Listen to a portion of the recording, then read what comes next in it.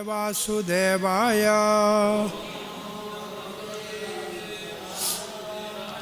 ओम नमो भगवते वासुदेवाय ओम नमो भगवते वासुदेवाय कृष्णाय वासुदेवाय देवकी नंदनाय च नंदगोपकुमाराय गोविंदाय नमो नमः। जय श्री कृष्ण चैतन्य प्रभु नित्यानंद श्री अद्वैत गदाधर शिवासादि गौर भक्त वृंदा। हरे कृष्णा कृष्ण कृष्णा हरे हरे हरे राम राम राम हरे हरे। हरे कृष्णा। श्री कृष्ण बलराम मंदिर इस्कॉन वृंदावन के भाग्यशाली ब्रह्मचारी भक्तों, भगवद गीता के भक्ति शास्त्र के अध्ययन में आप सबका हार्दिक स्वागत है। 5वां अध्याय भगवद गीता का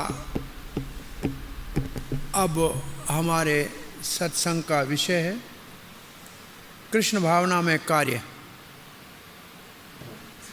उसका पहला विभाग हमने पूरा किया। उस विभाग का नाम क्या था?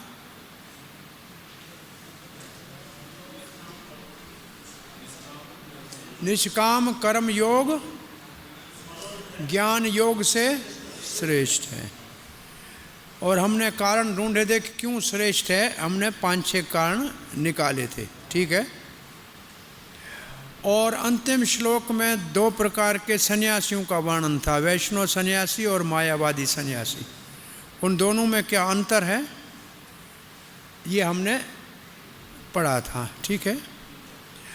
आज हम जो विभाग शुरू करने जा रहे हैं उस विभाग का नाम है कैसे निष्काम कर्म योग कैसे किया जाए।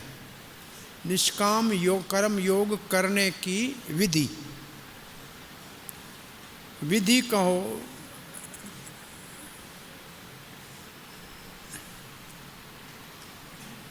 तो 7वां श्लोक से लेके ये 12वें श्लोक तक ये विभाग है। हम 7वां श्लोक पढ़ने जा रहे हैं। योग युक्तो विशुद्ध आत्मा विजित आत्मा जितेन्द्रियः सर्वभूतात्म भूतात्मा कुर्वन्नपि न विलिप्यते।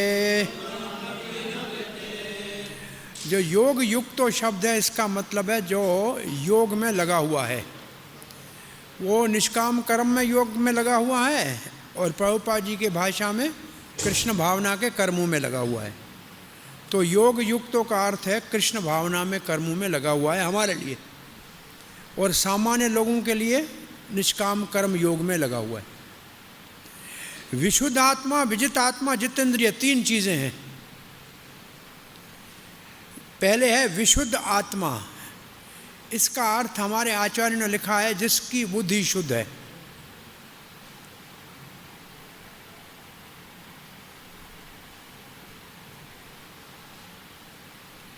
विशुद्ध आत्मा बुद्धि संयम है, शुद्ध है। और विजित आत्मा का अर्थ लिखा है जिसका मन वश में है। और जित इंद्रिय का मतलब जिसकी इंद्रियां वश में है, जिसने इंद्रियों के ऊपर विजय प्राप्त की, मन के ऊपर विजय प्राप्त की, और जिसकी बुद्धि शुद्ध है। ये तीन शब्द आ गया, ठीक है। योग युक्तो विशुद्ध आत्मा जितेंद्रिय, विजित आत्मा जितेंद्रिय। जो ये 3 काम करेगा, क्या काम करेगा? बुद्धि को, मन को, इंद्रियों को संयम में रखेगा और निष्काम कर्म में लगा रहेगा या कृष्ण भावना के कर्म में लगा रहेगा, तो उसके प्रति सर्वभूत भूतात्मा, सर्वभूत सारे ही प्राणी उसकी ओर, उससे प्रेम करेंगे, उसको अच्छा समझेंगे। सर्वभूत भूतात्मा का अर्थ है सारे ही प्राणी उससे प्रेम करेंगे, उसको अच्छा मानेंगे। तो अच्छा किसको मानेंगे? जिसकी इंद्रियां संयम में है, मन संयम में है और बुद्धि शुद्ध है और भक्ति के भगवत कृष्ण भावना के कार्यों में लगा हुआ है, वो सबके लिए प्रिय है। कुर्वन् अपि का मतलब कार्य करते हुए भी, न लिप्यते का मतलब कार्य के फल के बंधन में नहीं फंसेगा। अब इस श्लोक का अर्थ करने आपको आ गया। योग युक्तों का क्या अर्थ है?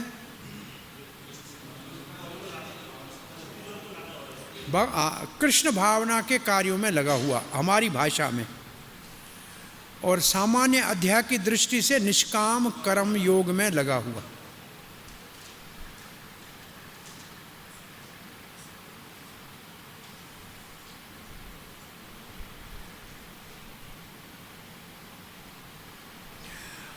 बलदेव विद्याभूषण लिखते हैं, ऐसे कौन है ये कार्य जो मुक्ति के इच्छुक हैं वो ऐसा कार्य करेंगे। इनका लक्ष्य क्या है? कार्य में लगे क्यों हैं? बुद्धि को क्यों शुद्ध कर रहे हैं? इंद्रियों को क्यों संयम में रख रहे हैं? मन को क्यों बस में रखें? क्योंकि क्या करना वो चाहिए? क्या उनको मुक्ति चाहिए। किससे मुक्ति चाहिए? कर्म के बंधन से, ठीक है। क्योंकि उनको कर्म के बंधन से मुक्ति चाहिए, इसलिए ऐसे कर रहे हैं।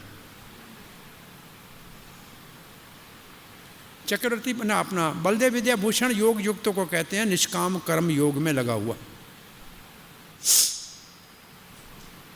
तो उसकी बुद्धि शुद्ध है, विशुद्ध आत्मा। तो आत्मा का अर्थ अब कितना हो गया संस्कृत में हमारे पास? विजित आत्मा है, विशुद्ध आत्मा है। तो एक आत्मा का अर्थ बुद्धि है, एक का मन है, और कहीं आत्मा का अर्थ जीवात्मा होता है, और कहीं आत्मा का अर्थ शरीर होता है, और कहीं आत्मा का अर्थ भगवान भी होता है, परमात्मा भी होता है। तो जो शब्द उसका अर्थ उस विषय, उस जो विषय चल रहा है उसके अनुसार निकालना पड़ेगा, वो उसी विषय के अनुसार निकालना पड़ेगा। ऐसे नहीं यहाँ इस आत्मा को बुद्धि नहीं कह सकते, भाई बुद्धि है तो बुद्धि कहेंगे। तो शब्द एक ही है लेकिन अर्थ बहुत हैं। संस्कृत में एक शब्द के कई अर्थ होते हैं, इसलिए जो संबंध होता है श्लोक का, बातचीत का, उससे उसके अर्थ को निकाला जाता है। जैसे रास लीला में रमा शब्द आए तो वहाँ रमा का अर्थ लक्ष्मी नहीं होगा, राधा होगा, क्योंकि रासलीला में लक्ष्मी को प्रवेश मिला ही नहीं है। तो रमा का अर्थ लक्ष्मी नहीं हो सकता है। तो वहाँ रमा का अर्थ होता राधा रमण। वहाँ तो ऐसे शब्द का अर्थ निकालने के लिए क्या विषय चल रहा है वैसे उसका अर्थ निकलेगा। तो विशुद्ध आत्मा का अर्थ है शुद्ध मन, वो सारी शुद्ध बुद्धि। और विजित आत्मा का अर्थ क्या हुआ? मन वश में है, और जित इंद्रिय का इंद्रिय वश में है।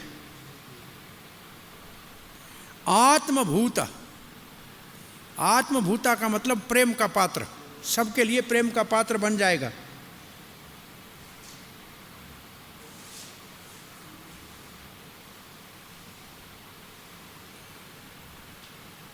चक्रवर्ती पाद इसको थोड़ा दूसरी दृष्टि से लिखते हैं।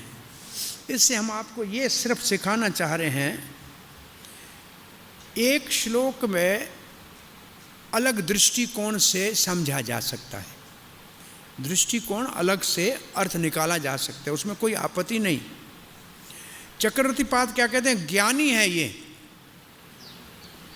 निष्काम कर्म योग से जो ज्ञान में स्थित हो गया है, जो ज्ञानी है वो कर्म के बंधन में नहीं पड़ता है। वो कहते हैं ज्ञानी कर्म के, बोला 3 प्रकार के, यहाँ इस श्लोक में जो है ज्ञानी कर्म योग में लगा हुआ है, ज्ञानी कर्म योग में लगा हुआ है। इसका अर्थ क्या हुआ है?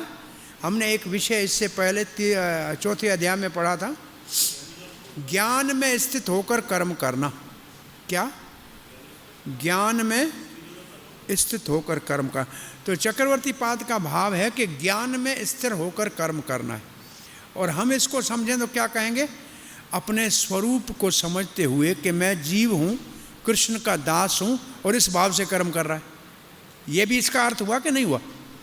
ज्ञान में स्थित हुआ मतलब अपने स्वरूप के ज्ञान में स्थित हुआ, मतलब मैं भगवान कृष्ण का दास हूँ, कृष्ण के लिए काम कर रहा हूँ। ये भी इसका अर्थ ठीक ठाक है कि नहीं? तो अब कहते हैं ऐसे ज्ञानी जो कर्म में लगे हुए हैं, हमारी भाषा में ऐसे जो अपने आप को कृष्ण का दास समझ के कृष्ण के काम में लगे हुए हैं, वो कहते हैं 3 प्रकार के हैं। कैसे हैं?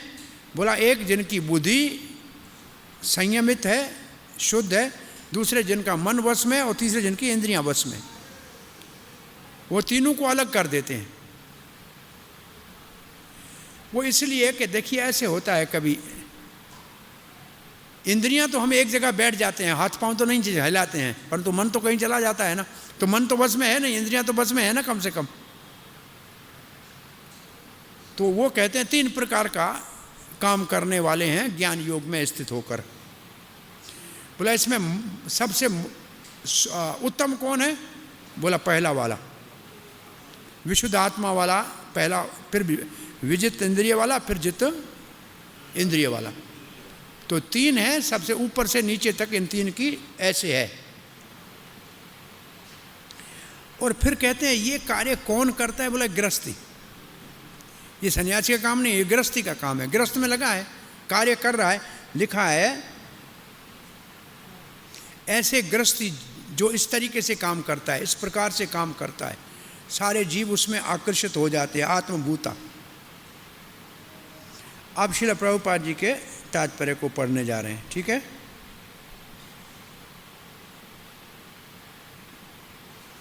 श्रील प्रभुपाद जी लिखते हैं, पहला क्या लिखा प्रभुपाद जी ने? वही बलदेव विद्याभूषण के भाव को कैसे लिखा? जो मुक्ति का इच्छुक है, हाँ, मुक्ति के मार्ग में है।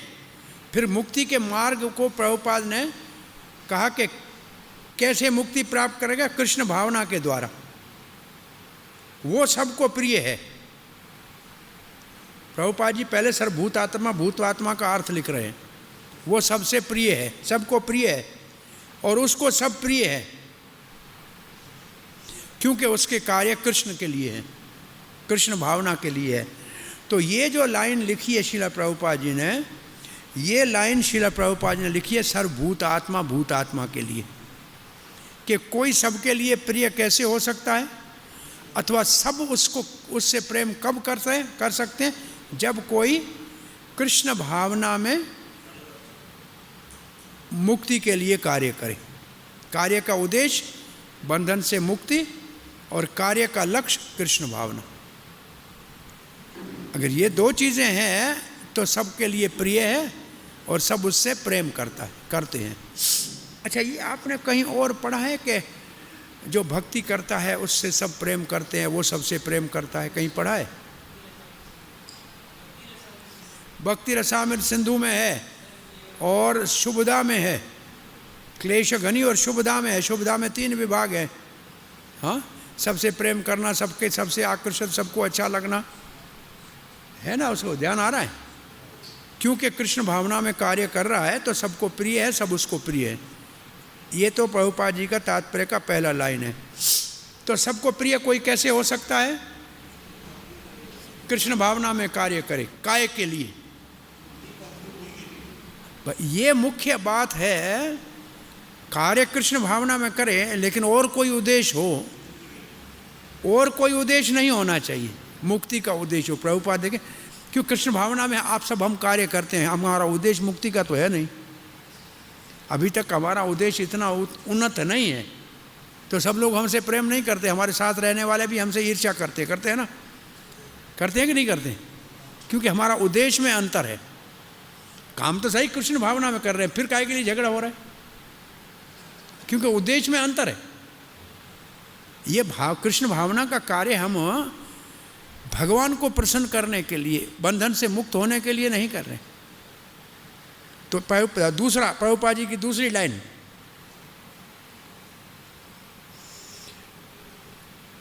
अब प्रभुपाद जी एक श्लोक का भावार्थ देना चाहते हैं, जो श्लोक आप सब कई बार सुन चुके हैं। आप में से 2 मिनट पढ़ लीजिए नीचे और बताइए कौन सा श्लोक है।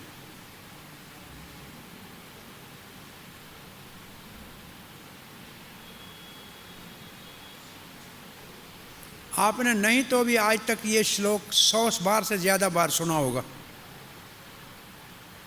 पढ़िए जरा दूसरी लाइन, 2 उदाहरण है जिसमें। भागवतम का श्लोक तो है, कौन सा है? नहीं, श्लोक नहीं याद है, कहाँ है, कैसे है, उसका अर्थ क्या है? यथा तरोर निस्मूल निश्चयन तृप्यन्ति भुज उपसाक। ये श्लोक याद आ रहा है, कई बार सुना है कि नहीं? इसका भाव क्या है? पेड़ के जड़ में पानी देने से एक, और दूसरा पेट में भोजन डालने से। ये उदाहरण दिया, और इससे प्रभुपाद जी ने इस श्लोक में क्या बताना चाहा? जो केवल कृष्ण के लिए काम करते हैं वो सबको संतुष्ट करेंगे। जैसे जड़ में पानी देंगे, पूरा पेड़ हरा भरा, कृष्ण के लिए काम करेंगे सब। क्यों के लिए? श्लोक से ऊपर वाली लाइन में लिखा है, जहाँ श्लोक का परिभाषा है ना, उससे ऊपर के लाइन में लिखा है। देखो क्या लिखा है, किसी को कृष्ण से अलग नहीं समझता। इसका अर्थ क्या हुआ? सभी कृष्ण के अंश हैं, सभी कृष्ण के अंश है जीव, तो इसलिए कृष्ण का सेवा करेगा तो सबकी सेवा हो जाएगी, सभी संतुष्ट हो जाएंगे, सभी उससे प्रेम करेंगे, क्योंकि उसका दृष्टिकोण ये है कि सारे कृष्ण के अंश हैं, कोई कृष्ण से अलग नहीं है। और वहाँ प्रभुपाद जी ने उदाहरण पहले क्या दिया, जैसे पत्ते, डालियाँ, टहनियाँ सब वृक्ष का अंश होते हैं, ऐसे सारे जीव भगवान श्री कृष्ण का अंश है।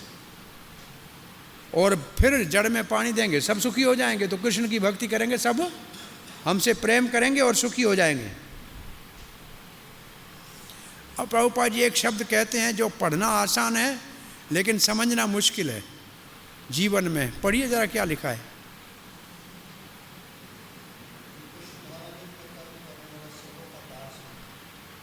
ये कहना आसान है लेकिन जीवन में करना बहुत मुश्किल है। सबका दास होता है, ये बात बहुत बड़ी है। प्रभुपाद जी से एक बार पत्रकार ने पूछा कि बहुत बड़े प्रसिद्ध पॉप सिंगर, गाने वाले जॉर्ज हैरिसन के आप गुरु हो क्या? पूछा। बहुत बड़े प्रसिद्ध गाने वाले यूरोप के जॉर्ज हैरिसन के आप गुरु हो? प्रभुपाद जी थोड़े चुप रहे, बोला नहीं। फिर कहा मैं सबका दास हूं। प्रभुपाद ने उस पत्रकार को कहा मैं सबका दास हूं। अब ये प्रभुपाद जी कह रहे हैं, जो जगत गुरु है, इस्कॉन के संस्थापक आचार्य हैं, वो कह रहे हैं मैं जगत का गुरु, मैं सबका दास हूं। वो क्या सिखाना चाह रहे हैं? जो कृष्ण भावना में कार्य करते हैं, जो वो अपने आप को सबका सेवक समझते हैं, क्योंकि ये हमारा स्वरूप है, हम कृष्ण के दास हैं और सभी कृष्ण से जुड़े हुए हैं, तो हम सबके दास हैं। कृष्ण से अलग तो कुछ है नहीं। तो ये हमारा स्वरूप है, इसको समझ लें कि हम सेवक हैं। इससे एक सिद्धांत याद करो जीवन में, हम सेवक हैं तो इसके विपरीत शब्द क्या होगा? हम स्वामी नहीं है, एक तो इसका अर्थ ये हुआ। और सेवक का काम है सेवा करना, और स्वामी का काम क्या है? भोग करना। तो इसका अर्थ क्या हुआ? हम सेवक हैं का अर्थ है हम भोगता नहीं है, भोगता भगवान है। तो ये सिद्धांत है कि हम सेवक हैं सबके। और चैतन्य महाप्रभु के भाव में तृणादपि सुनिचेन तरोरपि सहिष्णु नामानी ने मान देना, ये सेवा का भाव है, निम्रता का भाव है, तभी कीर्तन हमारा सफल होगा। तो प्रभुपाद जी लिखते हैं, और क्योंकि सबका सेवक है, सेवक तो सबको अच्छा लगता है। भाई आप किसी की सेवा करोगे तो उसको अच्छा ही लगोगे कि नहीं? तो आप बताइए कि हम सबकी सेवा कैसे करते हैं?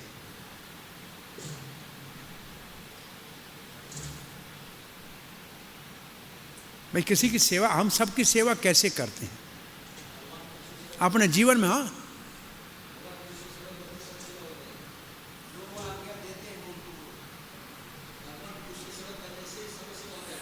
लेकिन वो ठीक है, लेकिन हम सबकी सेवा कैसे कर रहे हैं? अब कर रहे हैं कि नहीं? प्रभुपाद ने कहा हमने 2 काम किए सबकी सेवा करने के। उनके कान में कृष्ण नाम को जाने के लिए कीर्तन किया और उनके पेट में प्रसाद दिया, और इससे सब संतुष्ट हो गए और सब हमसे प्रेम करने लग गए। ये 2 काम जो है मुख्य कृष्ण भावना की स्थापना के सबसे शक्तिशाली है, प्रसाद खिलाना और कीर्तन करना। तो आपने उपदेशामृत में पढ़ा होगा कि भक्त लोग हमको कुछ धन देते हैं, हम उनको क्या देते हैं वापसी में? भगवान का नाम देते हैं, प्रसाद देते हैं, पुस्तक देते हैं। तो मुख्य सबसे है भगवान का नाम देना। हमारी सबसे बड़ी सेवा है जन जन तक और कन कन तक हरि नाम पहुंचाना। ये है सबसे बड़ी हमारी सेवा, सारे सृष्टि की, सारे जीवों की, मानव की नहीं। प्रभुपाद ने यहाँ लिखा है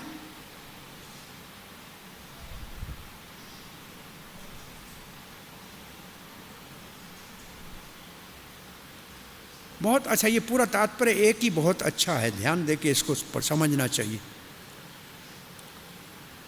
सभी संतुष्ट हैं उससे,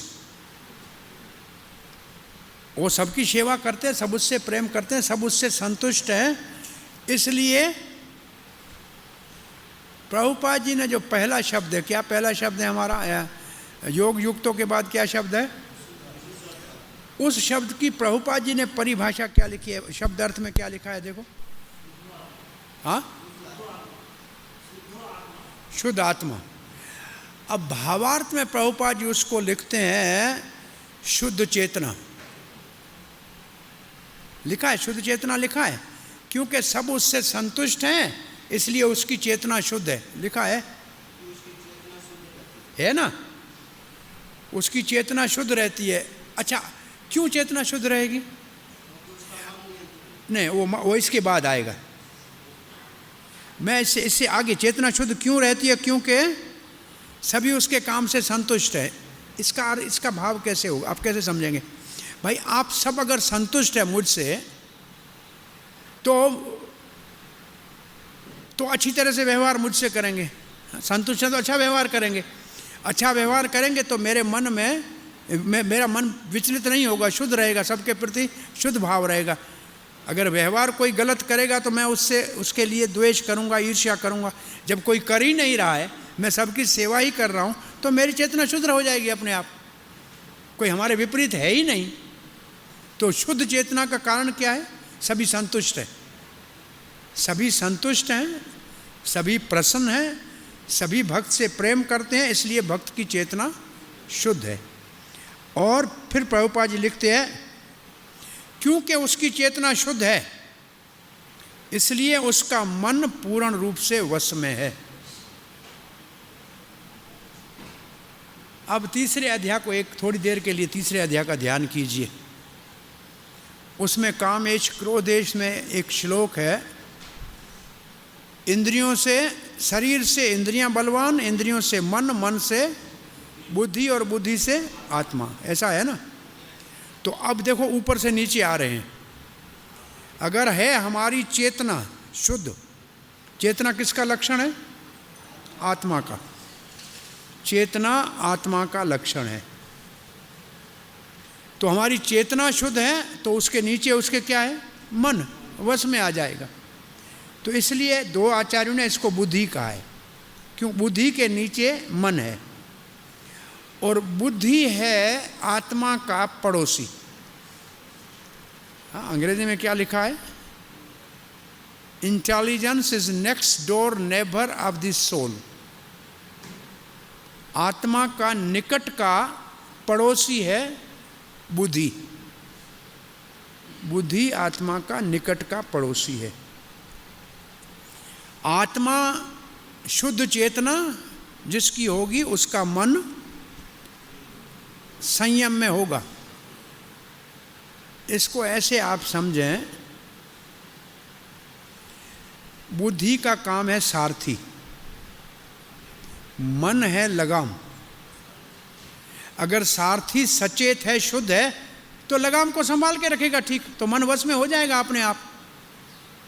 आप इसको दूसरी दृष्टिकोण से देखिए कि आत्मा शुद्ध है, इसका मतलब सारथी सचेत है, बुद्धिमान है, तो अपने आप मन जो लगाम है वो बस में रखेगा, वो उसको ढीला नहीं छोड़ेगा, तो मन उसका बस में। अब प्रभुपाद जी कहते हैं जिसका मन नियंत्रण में है उसकी इंद्रियां नियंत्रण में है। अब लगाम को संभालने वाला है तो घोड़े कहाँ जाएंगे? इंद्रियां हैं घोड़े, तो घोड़े अपने आप ठीक चलेंगे। तो इसका अर्थ है ऊपर से नीचे आना है। चेतना शुद्ध, मन वश में, मन वश में, इंद्रियां वश में, ठीक है।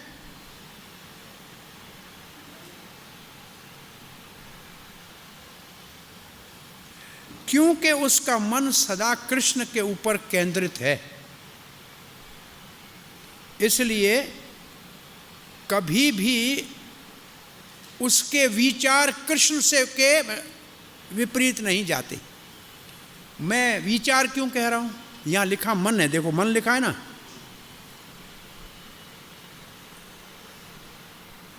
पढ़िए जरा।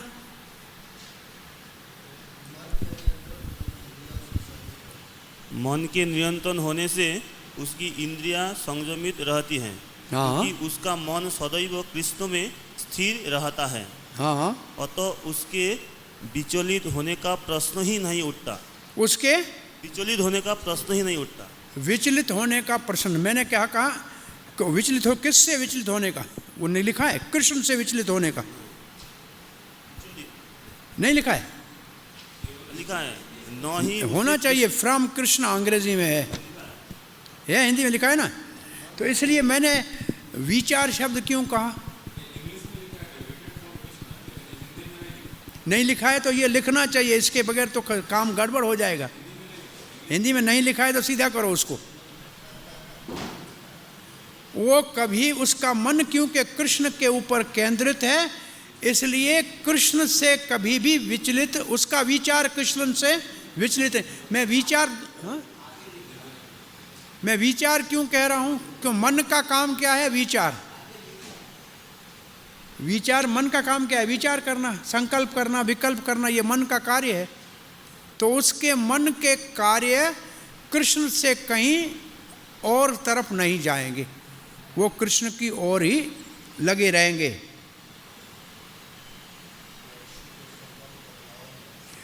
और जब मन उसका कृष्ण में लगा है तो फिर उसकी इंद्रियां कृष्ण की सेवा के कार्यों के अतिरिक्त और कहीं नहीं जाएंगी।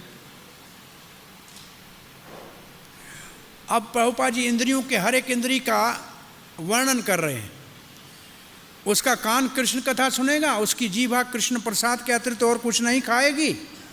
ये प्रभुपाद जी बता रहे हैं उसकी इंद्रियां कैसे कृष्ण की सेवा में लगी हुई है, ठीक है। अब प्रभुपाद जी अंतिम एक एक और लाइन लिख रहे हैं, उसको पढ़े फिर आगे बढ़ते हैं। ऐसा व्यक्ति जो जिसकी इंद्रियां कृष्ण सेवा में संयम में है, वो किसी की प्रति अपराध नहीं करता। एक अंग्रेजी में शब्द है ऑफेंसिव, थोड़ा अपराध से अलग है शब्द।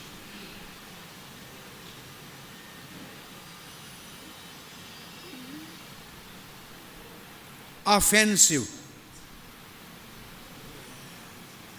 क्यों अपराध अगर कहेंगे तो इसके बाद प्रभुपाद जी एक प्रश्न उठा रहे हैं। कोई पूछ सकता है फिर अर्जुन क्यों क्या था, लिखा था, क्या लिखा है? अर्जुन क्यों क्या है? दूसरी लाइन में क्या लिखा है? अर्जुन, अब देखो आक्रामक जो शब्द है यही शब्द वहां है पहले भी। आप समझ रहे हैं? जिसकी इंद्रियां संयम में, वो किसी के ऊपर अत्याचार क्यों करेगा, आक्रमण क्यों करेगा? तब प्रश्न ये उठता है, प्रभुपाद जी कहते हैं फिर अर्जुन क्यों आक्रमण कर रहा था? अर्जुन भगवान का भक्त था, जिसके बुद्धि के स्थान के ऊपर कृष्ण स्वयं सारथी थे और कृष्ण के हाथ में घोड़ों का लगाम था। तो ये इतना सारा, अर्जुन को तो सब कुछ वो चाहिए जो अभी तक हम पढ़ के आए हैं। फिर अर्जुन काहे के लिए आक्रमण था, आक्रमक क्यों था? तो प्रभुपाद जी उसका उत्तर दे रहे हैं। बाहर से दिखावट में ऐसे लगता था कि अर्जुन आक्रमक है। क्यों?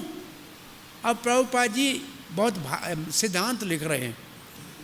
क्योंकि वो नाश कर रहा था शरीरों का, आत्मा तो नाश हो नहीं सकती। क्योंकि दूसरे अध्याय में हम पढ़ के आए हैं 12वें श्लोक में, ये सब राजा फिर रहेंगे, अब हैं, पहले थे और बाद में रहेंगे। तो अर्जुन का ये आक्रमक बाहर से है, शरीर समाप्त हो जाएंगे परंतु आत्मा तो रहेगा। इसलिए प्रभुपाद जी लिखते हैं, कुरुक्षेत्र के युद्ध में केवल सबके बाहर के वस्त्रों को ही बदला गया। इसका मतलब शरीर बदले गए, परंतु आत्मा का तो कोई पतन नहीं हुआ। पतन क्या होना, उन सब की उन्नति हुई, वो सब बिना किसी शुभ कर्म के स्वर्ग में चले गए और कृष्ण को देख के मुक्त हो गए। तो उनका पतन क्या, उनका तो उन्नति हो गई। समझ रहे? तो युद्ध में क्या अर्जुन ने किया, बाहर के वस्त्र को, जब वस्त्र आएगा तो आप इसको सिद्धांत से कहाँ से बताएंगे? वस्त्र वासांसि जीर्णानि यथा विहाय नवानि गृह्णाति नरोपरा तथा शरीराणि विहाय नवानि गृह्णाति नरो प्राणी अन्यानि संयाति नवानि देह। ओके, अन्यानि संयाति नवानि देह।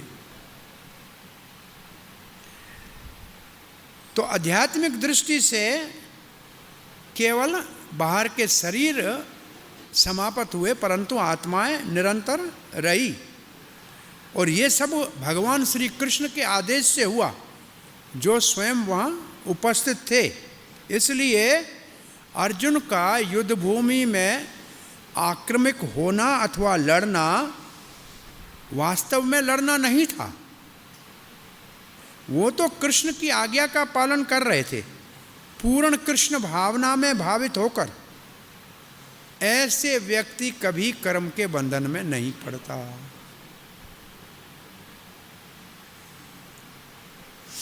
तो इस श्लोक को हमने तो बहुत लंबा ही समझने का प्रयास किया। तो इसमें क्या समझे आप? अभी तक इस श्लोक के भाव को क्या समझे?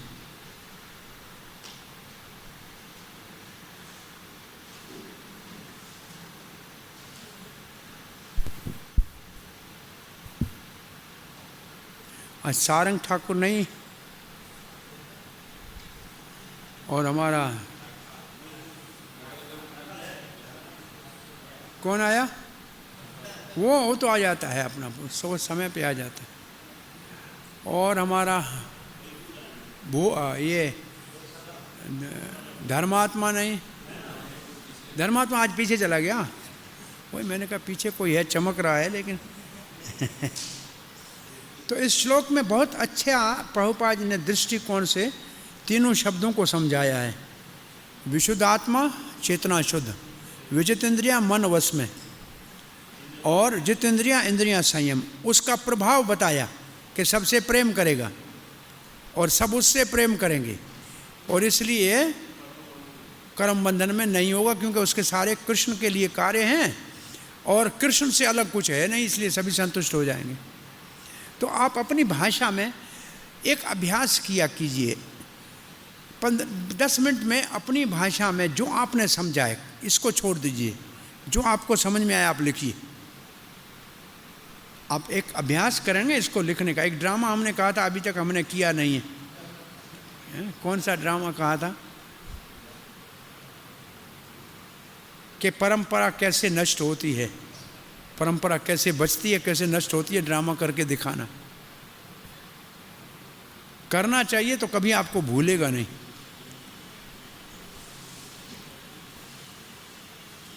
अब इस श्लोक का आप सारांश अपनी भाषा में लिखिए, आपने समझा क्या। आपके काम का वही है, ये किताब में तो रहेगा ही रहेगा, आपने क्या समझा।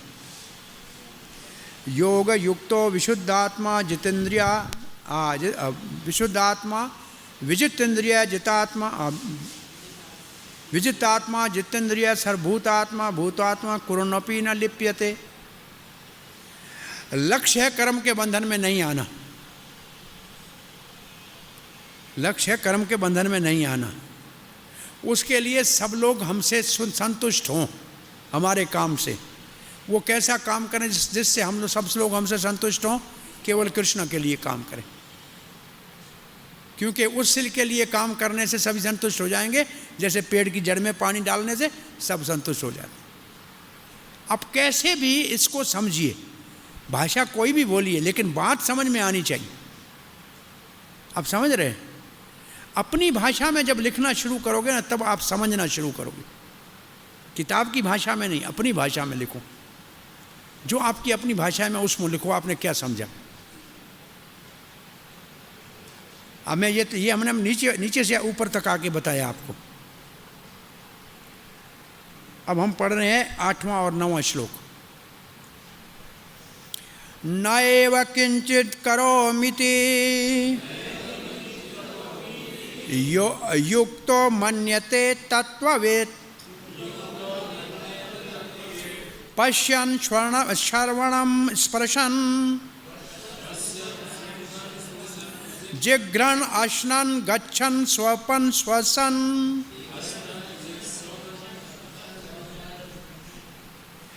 नैव किंचित् करोति युक्तो मन्यते तत्त्ववेत् पश्यन् शृण्वन् स्पर्शन् जिघ्रन् अश्नन् गच्छन् स्वपन् श्वसन् प्रलपन् विसर्जन् गृणम् उन्मिषन् निमिषन् अपि इंद्रियाणि इंद्रियार्थेषु वर्तन्ते धारयन्। 2 श्लोक साथ में है। नैव किंचित करोमि इति, नैव न एव, कुछ भी नहीं, किंचित करोमि मैं कुछ नहीं करता, इति ऐसे मैं कुछ नहीं करता। योग युक्तो जो है वो ऐसे मानता है, मन्यते मानता है, मैं कुछ नहीं करता हूं वो मानता है, क्योंकि वो तत्ववित्त है, वो तत्व को जानता है। अगर कोई कहे कि मैं कुछ नहीं करता हूं, इसका अर्थ क्या निकलेगा? आत्मा के नाते मैं कुछ नहीं करता हूं। मैं आत्मा हूं ना, मैं शरीर नहीं हूं, तो आत्मा तो कुछ नहीं करती, ऐसा इसका अर्थ निकलेगा। ठीक है, अब पहली लाइन को दोबारा पढ़िए, ये समझ में आ रहा है। नैव किंचित करोमीति युक्तो मन्यते तत्ववित्, जो तत्ववित्त है, तत्ववित्त का मतलब जिसको ज्ञान है, तत्व का ज्ञान है, वो समझता है मैं कुछ नहीं करता हूं। तो कौन करता है? तो कहते हैं अब काम बता रहे हैं। अब जो काम बता रहे हैं ये 5 ज्ञानेंद्रियों के काम है। देखो पहले पश्यन किसका काम है? आँख का। श्रवण, स्पर्शन और जिग्रन सूंघना नासिका का। अशनन खाना, चखना जीभा का। ये 5 कर्म इंद्रियों का काम हो गया। अब गच्छन किसका काम है? पाँव का। ये कौन सी इंद्रिय है? कर्म इंद्रिय है। अब ज्ञान इंद्रियां पूरी होगी, कर्म इंद्रिय आ गई। अब स्वपन का मतलब सोना है, ये इंद्रियों का काम नहीं है। ये सोना मन का काम है, मन सो जाता है। ये स्वपन के लिए लिखा है स्वपन श्वसन। तो ये जो काम है स्वपन का, सोना, और फिर क्या है? श्वसन। श्वसन का मतलब सांस लेना। ये प्राणों का काम है, ये इंद्रियों का काम नहीं है, ये प्राणों का है।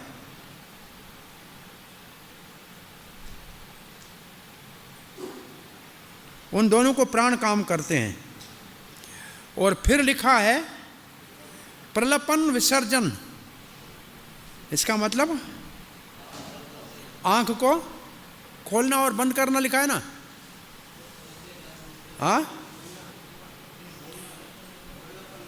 प्रलपन बात करना भी जीभा का काम है, लेकिन कर्म इंद्रिय का काम है। और विसर्जन ग्रहणन उन्मिषण निमिषण अपि। विसर्जन काम है कर्म इंद्रिय का, मल मूत्र विसर्जन करना। तो कर्म इंद्रियों ज्ञान इंद्रियों के अब ये सबको मालूम है 5 कर्म इंद्रियां हैं, 5 ज्ञान इंद्रियां, सब जानते हैं ना। 5 ज्ञान इंद्रियां सबकी सब मुंह में है, चमड़ी को छोड़कर। एक इंद्रिय ऐसी है जिसका 2 काम है, वो कौन सी है? जीभा। वो कर्म भी है और ज्ञान भी है। तो ज्ञान इंद्रियां हो गई। अब कर्म इंद्रियां सारियों का काम हो गया। हाथ का, पाँव का, देना लेना हो गया, चलना हो गया, विसर्जन हो गया, उन्मिषण। अब बाकी बच गया सोना। एक सोना रह गया, एक सांस लेना हो गया, एक आंख बंद करना खोलना हो गया। देखो इसके बाद है उन्मिषण निमिषण अपि। उन्मिषण निमिषण का मतलब आंख को झपकना। ये प्राणों का कार्य है। वो 5 जो दूसरे प्राण है ना, छोटे प्राण, उनका काम है, उपप्राणों का काम है। ओ हाँ, उसमें एक विशेष है जिसका काम है आंख को ऊपर नीचे करना। कौन सा है? देवदत्त है, कौन सा है देख लेना। तो सोना जो काम है वो इंद्रियों का नहीं है। सांस लेना ये प्राणों का काम है। और आंख बंद करना खोलना ये भी प्राण, उप प्राणों का काम है। ठीक है, धनंजय का काम है। देख लेना, हमने उस दिन लिखाया था आपको कि आंख बंद करना खोलना कौन से प्राण का कार्य है। 5 उपप्राणों में आ जाए तो याद हो तो अच्छी बात है, तत्काल याद हो तो अच्छी बात है।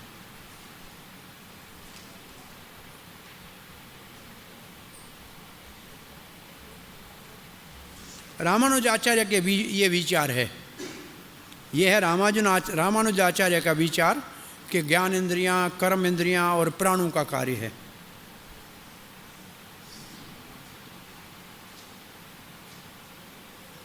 और एक और महात्मा कहते हैं सोना मन का कार्य है। मन जब थक जाएगा तो तब नींद आती है, सोना उसका काम है।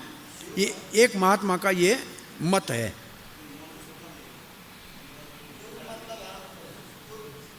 कूर्म प्राण का कार्य है आंखों को बंद करना और खोलना। ठीक है, मैं कुछ नहीं करता, तत्वविद जानता है। आंखें देखती हैं, कान सुनते हैं, नाक सूंघता है, जीभा चखती है, त्वचा स्पर्श करती है, पाँव चलते हैं, मलमूत्र त्याग अपनी इंद्रियां करती हैं, आंखें बंद होती हैं, प्राण करते हैं। मैं उनसे अलग हूँ। ये तो सब प्रधान से उत्पन्न हुए हैं, ये सब तो प्रकृति है, मैं तो इससे परे हूँ। ये इंद्रियां हैं। इसके अंतिम शब्द क्या है श्लोक का? इंद्रियां अर्थेषु। इंद्रिया अर्थेषु। इंद्रियां अपने विषयों में लगी हुई हैं।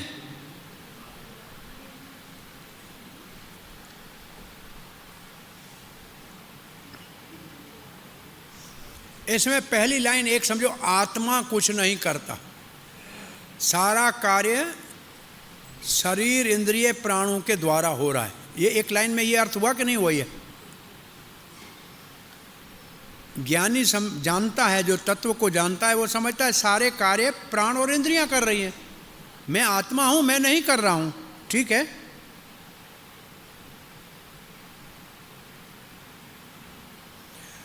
अब ये बात समझने के लिए जो इसके बाद तात्पर्य अगर समझना है तो एक श्लोक 18वें अध्याय में ढूंढना पड़ेगा। हर कार्य के 5 कारण होते हैं, हर कार्य के 5 कारण होते हैं। बोलिए, 18-14 है, निकालिए। उसका होगा अधिष्ठान, कर्ता, कर्णम, चेष्टा, दैव, ये 5 शब्द होगा।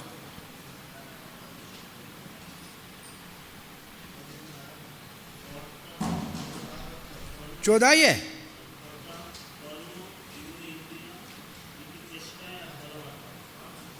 मिल गया ना?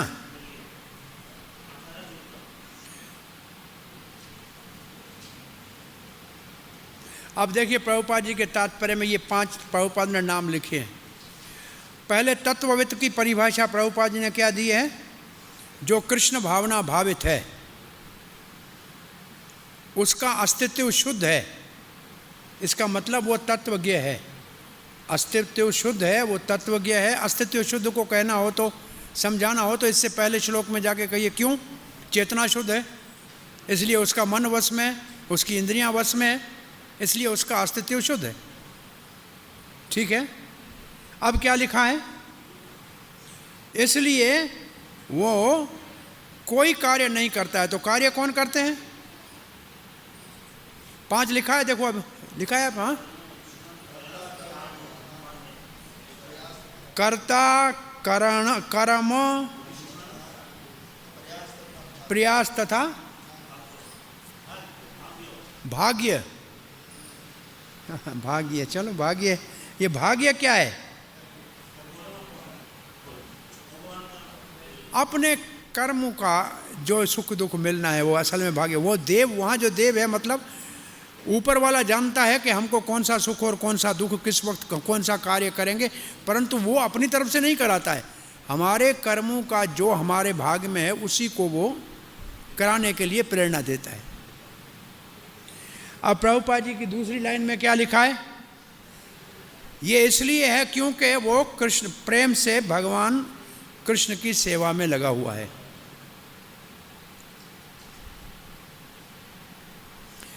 बाहर से दिखेगा कि उसका शरीर काम कर रहा है, इंद्रियां काम कर रही हैं, परंतु वास्तव में वो समझता है कि ये सारे कार्य मेरे कृष्ण के लिए हैं, आध्यात्मिक है। शरीर भौतिक है परंतु कार्य आध्यात्मिक है। भौतिक चेतना में कार्य इंद्रिय तृप्ति के लिए होते हैं और कृष्ण भावना में कार्य कृष्ण की संतुष्टि के लिए होते हैं।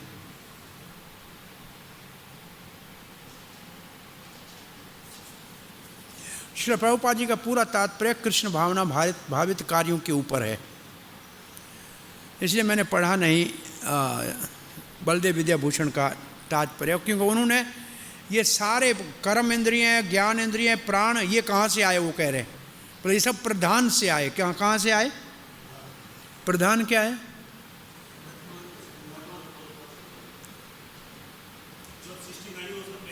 सृष्टि करने के लिए जो भौतिक सारी सामग्री है उसका नाम है प्रधान।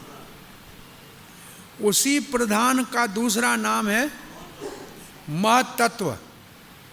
सृष्टि जब नहीं होती है तो उसको प्रधान कहते हैं, जब सृष्टि होती है, शुरू होती है तो उसको महत्व। तो ये सब चीज़ें जिनका नाम लिया जा रहा है ये तो महत्त्व और प्रधान से आई है। तो आत्मा तो प्रधान से नहीं आया, तो मैं तो आत्मा हूँ। तो ये कार्य, ऐसा एक तीसरे अध्याय में आपने श्लोक पढ़ा है जो आपको याद करने के लिए था। प्रकृति ही क्रियामाणानि गुण ही कर्माणि सर्वस्व विमूढ़ात्मा कर्ता हम इति मन्यते। मूर्ख होगा समझता है मैं करता हूँ। कार्य सब कौन कराता है? प्रकृति कराती है। गुण कराते हैं, किसके द्वारा कराते हैं? शरीर के और इंद्रियों के द्वारा कराते हैं। ठीक है ना। अब प्रभुपाद जी के तात्पर्य में आगे बढ़िए। इसलिए कृष्ण भावना भावित व्यक्ति सदा ही मुक्त होता है। किससे? कर्म के बंधन से। मुक्त शब्द लिखा है तब समझना चाहिए कर्म के बंधन से। कर्म के बंधन से निरंतर मुक्त होता है, भले बाहर से वो कर्म करते हुए दिखे। बाहर से वो दिखता है कर्म कर रहा है, परंतु असल में कर्म के बंधन से मुक्त है।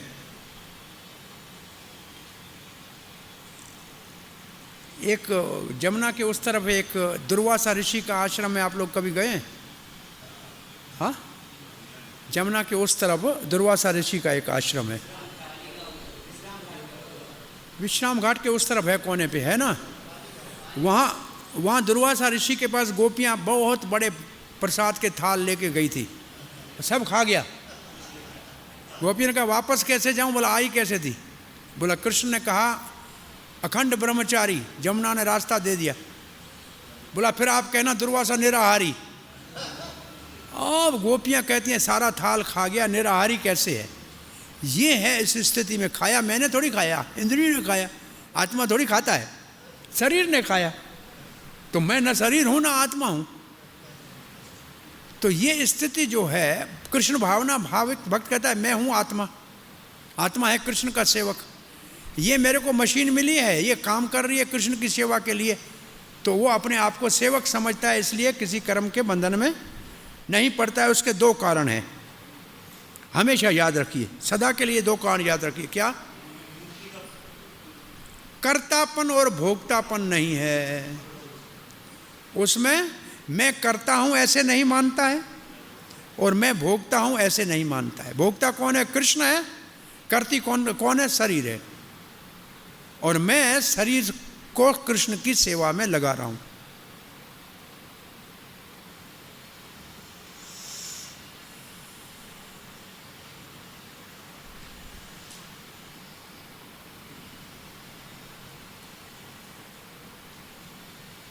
और प्रभुपाद ने एक लाइन में हमको समझा दिया है। देखो, वो उठता है, बैठता है, खाता है, वो समझता है सब इंद्रियां कार्य कर रही हैं, वो तो ठीक है लिखा है। अंत में क्या लिखा है देखियो,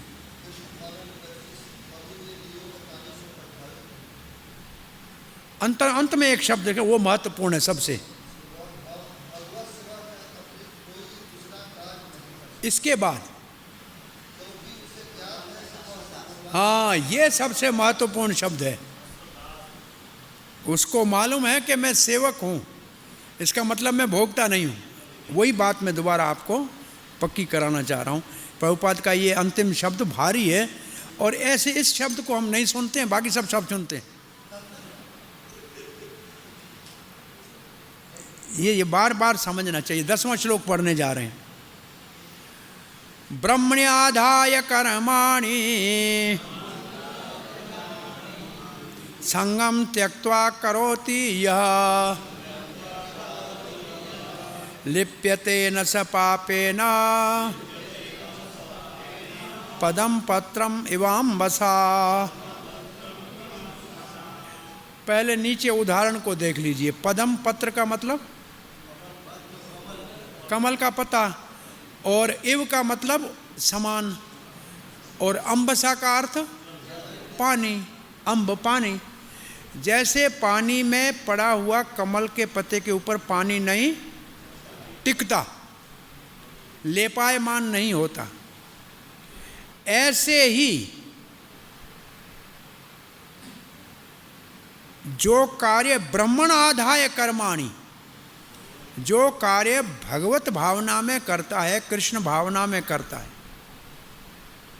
ब्रह्मण्य का मतलब कृष्ण भावना, भगवान के लिए कार्य करता है। संगम त्यक्त्वा, इसका मतलब फल में कोई संग नहीं। जब संगम त्यक्त्वा आया तो किसका संग किसका करेगा? फल का।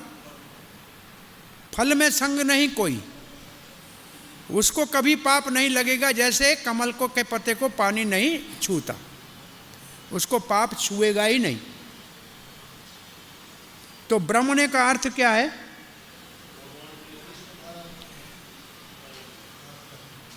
अपने लिए कृष्ण भावना में इसका अर्थ है। चक्रवर्तीपाद भी कृष्ण के लिए कहते हैं, परंतु बलदेव विद्याभूषण कहते हैं क्योंकि प्रसंग निष्काम कर्म योग का है और वो ज्ञान के द्वारा आत्मा के लिए कार्य कर रहा है। तो आप, लेकिन आप उसमें नहीं फंसिए। कोई पूछे कहीं प्रचार में तो कि इसका ये अर्थ है, तो वो गलत नहीं, क्योंकि जब आत्मा के लिए कार्य करेगा तो समझेगा आत्मा किसका अंश है? भगवान का। तो फिर भगवान के लिए कार्य करेगा, वो एक स्तर बाद में आएगा। उसको ऐसे कहना चाहिए, ठीक है ना? तो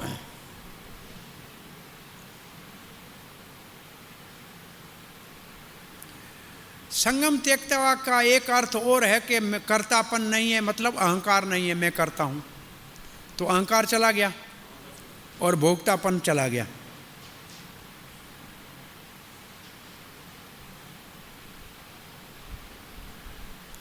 यहां पापेन का अर्थ कार्य, इस पापेन का अर्थ है कार्य। वो कार्य कभी बंधन में नहीं डालेंगे।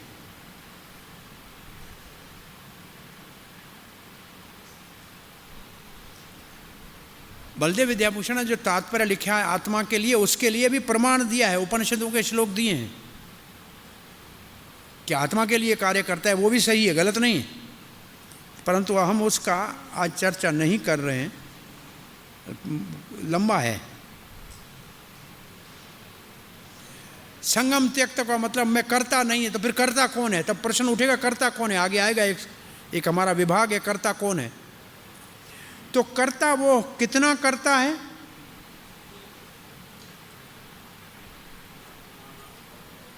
मैं करता नहीं हूं, मैं भोगता नहीं हूं, इसका मतलब झूठा अहंकार नहीं है।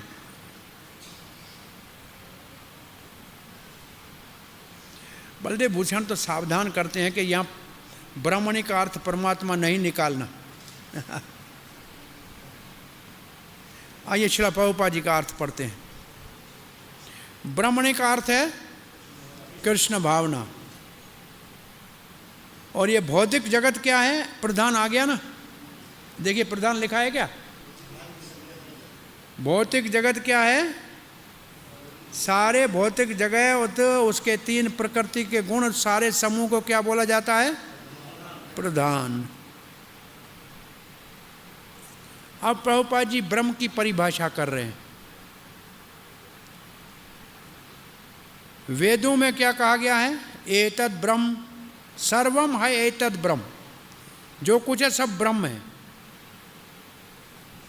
तस्माद एतम ब्रह्म नाम रूप अनम च जायते, ये श्लोक बलदेव विद्याभूषण ने दिया है। और भगवत गीता में 14:3 में भगवान कहते हैं मम योनिर महद ब्रह्म। वो महद ब्रह्म क्या है? असल में वो है प्रधान, महद तत्व है, उसको महद ब्रह्म कहा गया है।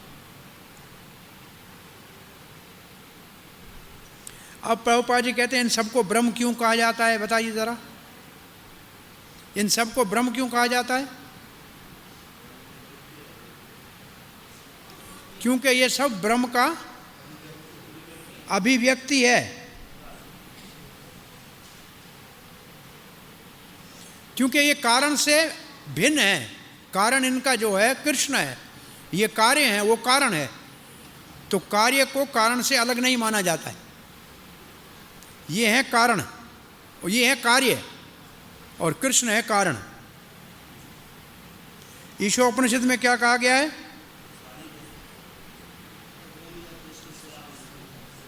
भगवान श्री कृष्ण से सब संबंधित है, वो परम ब्रह्म है, कृष्ण है, सब उसका है।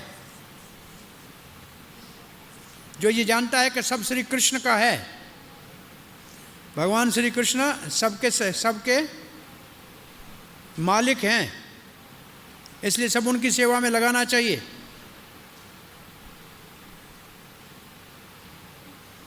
सभी कृष्ण का है, सभी कृष्ण की सेवा में लगा रहे हैं, तो हमारे के लिए काम का कोई भी पाप पुण्य का प्रभाव नहीं पड़ेगा। ये सिद्धांत स्थापित किया है प्रभुपाद जी ने कि सारी प्रकृति जिसको प्रधान कहते हैं, जो नाना प्रकार से दिखाई देती है, लेकिन उनका कारण, उसका कारण कौन है? कृष्ण। ये उसका कार्य है। इसलिए सारी चीज़ें अगर प्रकृति की कृष्ण की सेवा में लगाई जाए, जानते हुए कि उसकी सेवा में लगा रहा है, तो लगाने वाले को कोई भी पाप नहीं लगेगा। तो ये शरीर हमारा कहाँ क्या है? किसने दिया है? प्रधान ने दिया है, प्रकृति ने दिया है। प्रकृति किसकी है? भगवान की है। तो फिर ये शरीर किसका हुआ? तो उसकी सेवा में लगाना चाहिए ना।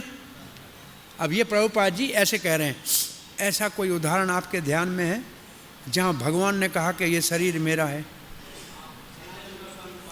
सनातन गोस्वामी पाद को जगन्नाथपुरी में श्री कृष्ण चैतन्य महाप्रभु ने कहा, आप इस शरीर को रथ यात्रा के पहिए के नीचे दे के नाश नहीं कर सकते, क्योंकि मेरा है। तेई काले कृष्ण करे आपा सम। आपने मुझे शरीर दिया, इस शरीर से मेरी सेवा करो। तो ये उदाहरण आप यहाँ लिखेंगे तो, और जो लिखा है ना, ये शरीर भी भगवान का उपहार है, भौतिक शरीर। इसके द्वारा इसके सारे कार्य कृष्ण भावना में करने चाहिए, और तब हमारा कार्य कमल के पत्ते की समान बंधन का कारण नहीं बनेगा।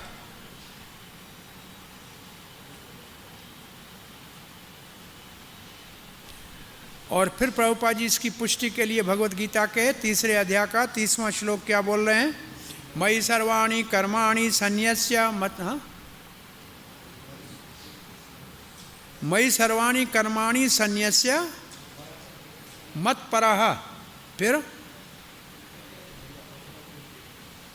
मयि सर्वाणि कर्माणि मत्परः संयत इंद्रिय। संयत इंद्रिय नहीं है? हाँ, आत्मचेतसा। इस श्लोक के तात्पर्य की पहली लाइन पढ़िए।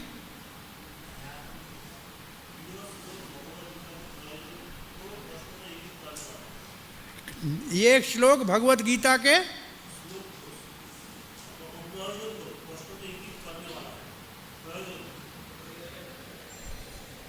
ये श्लोक भगवत गीता के क्या लिखा? प्रयोजन को, महत्वपूर्ण श्लोक है कि नहीं? भगवत गीता का प्रयोजन का ये श्लोक इंगित करते हैं, स्पष्ट होते हैं, इंगित करता है। प्रयोजन क्या है भगवत गीता का, ये श्लोक बता रहा है। हाँ, इंगित करता है। अंग्रेजी में क्या लिखा है राधाचरण जी?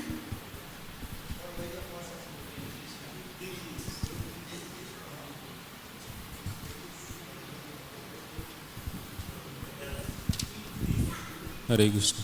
Yes. This verse clearly indicates the purpose of the Bhagavad Gita. Purpose, ये श्लोक भगवत गीता का उद्देश्य, निर्देश, उद्देश्य का निर्देश कर रहा है।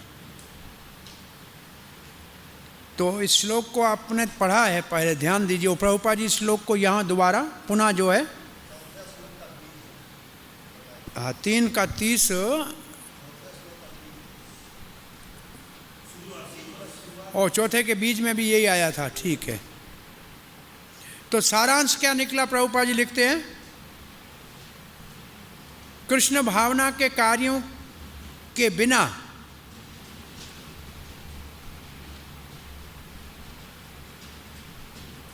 भौतिक शरीर और इंद्रियां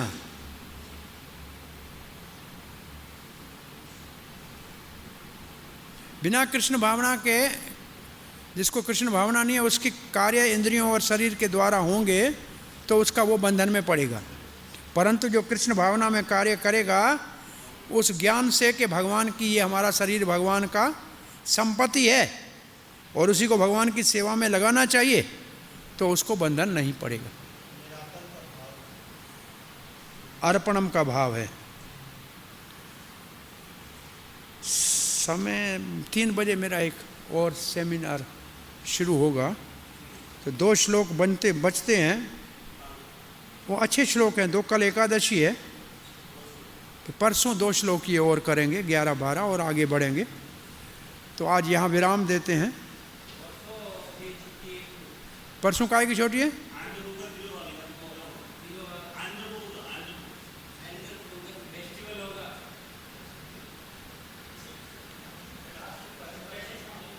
कल एकादशी का छुट्टी है, परसों छुट्टी है, तो फिर उसके परसों उसके बाद होगा। आपकी इच्छा है, जब करनी हो तो मुझे फ़ोन कर देना। जब आपकी क्लास की इच्छा हो मुझे फ़ोन कर देना।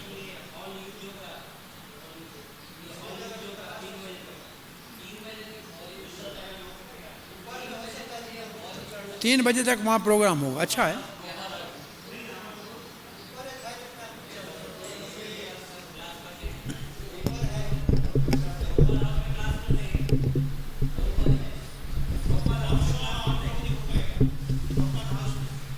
वो कहीं भी कर सकते हैं, परंतु उसमें भाग लेना चाहिए। वो भी तो हमारा ही प्रोग्राम है ना, मंदिर का।